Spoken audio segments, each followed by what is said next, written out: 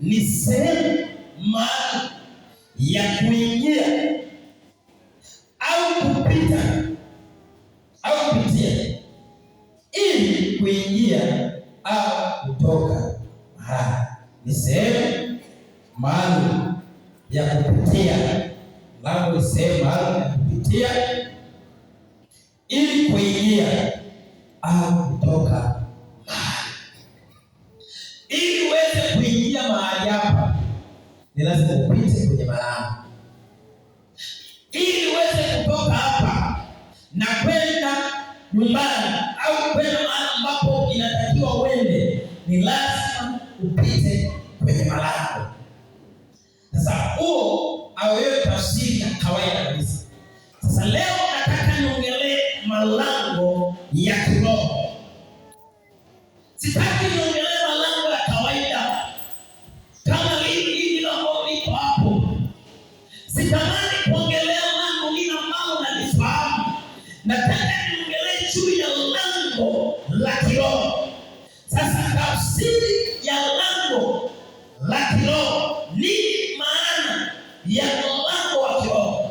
Nikasema ni eneo katika ulimwengu wa roho linalotumiwa na Mungu kupitisha vitu kama vile baraka kuja kwenye ulimwengu wa mwili.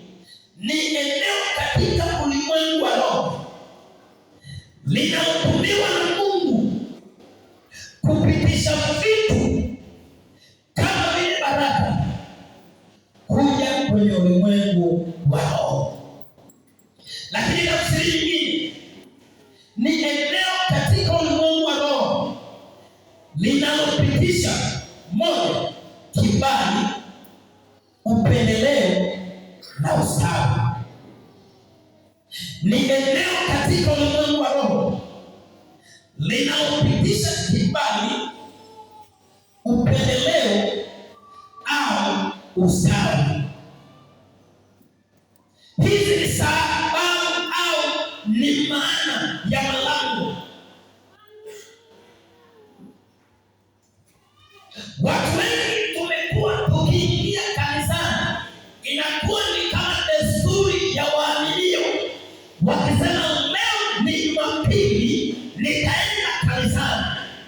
Sikia, nikakufundisha haya, natamani Mungu anisaidie nikupe na baadhi ya shuhuda za kwangu mimi. Sitaki nikupe za mtu mwingine.